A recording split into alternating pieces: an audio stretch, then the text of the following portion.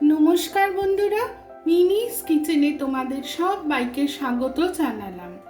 আজ আমি তোমাদের বানিয়ে দেখাচ্ছি সামনে জন্মাষ্টমী উপলক্ষে গোপালের ঘি পুষ্পান্ন। এই রেসিপিটা বানানোর জন্য আমি এখানে নিয়েছি 1 বাটি পরিষ্কার গোবিন্দভোগ চাল। চালটা আমি আগেই বেছে নিয়েছি। 1 বাটি সাদা ঘি, কিছুটা কাজু বাদাম কিশমিশ, 2টো তেজপাতা, গরম মশলা অর্থাৎ দারচিনি, লবঙ্গ আর এলাচ, 4টে সাজিরে, হামরিচ, গরম মশলা গুঁড়ো 1 চামচ, 1.5 চামচের মতো চিনি, 1/2 চামচ নুন। চালটাকে একটি পাত্রের মধ্যে নিয়ে 3-4 বার পরিষ্কার করে ধুয়ে নেব, জল ঝরিয়ে রাখছি। সমস্ত চালটা ভালো করে আমি জল ঝরিয়ে রেখেছি। এর মধ্যে আমি দিয়ে দিচ্ছি পরিমাপ মতো নুন, চিনি, গুঁড়ো গরম মশলা আর দেব 1 চামচ ঘি। যেহেতু রান্নাটা আমার ঘি অন্ন, সেই জন্য সমস্ত রান্নাটা আমি ঘিতেই করব। সমস্ত জিনিসটা এবার মিশিয়ে নিচ্ছি। মিশিয়ে নেওয়ার পর আমি এটা 20 মিনিটের জন্য ঢাকা দিয়ে রেখে দেব।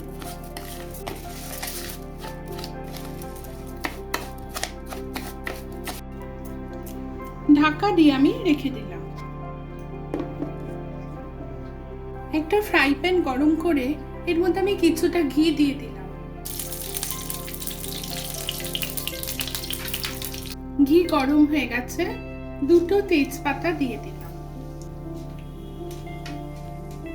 ছোট এলাচ দিয়ে দিলাম, লবঙ্গ দিয়ে দিলাম, সামরিচ দিয়ে দিলাম, জয়িত্রী দিয়ে দিলাম। মশলাগুলো ভালো করে ভেজে নিচ্ছি। এলাচ আমি আগেই ফাটিয়ে রেখেছি, তাহলে এলাচগুলো গরম ঘিতে ফাটতে থাকতো। কিশমিশ বাদাম ধুয়ে রেখেছি, দিয়ে দিলাম। এটাকে আমি ঘিতে ভাজা ভাজা করছি। আধ ভাজা হয়ে এসেছে বাদাম কিশমিশ। এবার আমার মিশিয়ে রাখা চালটা আমি দিয়ে দিলাম।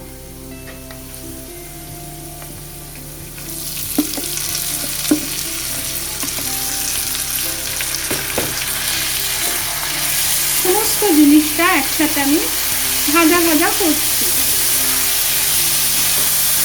এই বাটির 2 বাটি জল দেব, কারণ এই বাটির 1 বাটি আমি চালের মাপটা দিয়েছি।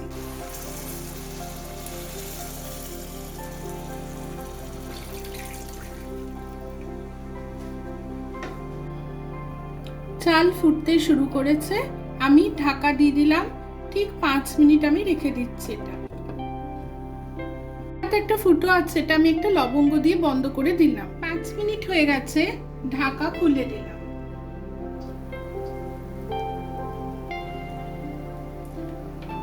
দেখো এতটুকুনি জল নেই, একেবারে ঝরঝরে পুষ্পান্ন রেডি।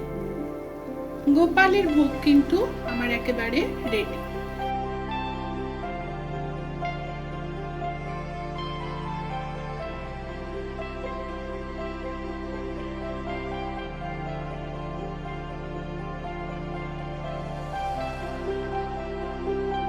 দেখো আমাদের সহজ পদ্ধতিতে ঘি পুষ্পান্ন কিন্তু একেবারে রেডি। রেসিপিটা তোমরা একবার ট্রাই করো।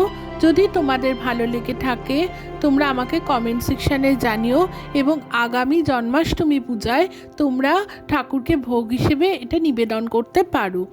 আমার চ্যানেলটা লাইক সাবস্ক্রাইব করার অনেক বেশি অনুরোধ রইল। ভালো থেকো, সুস্থ থেকো।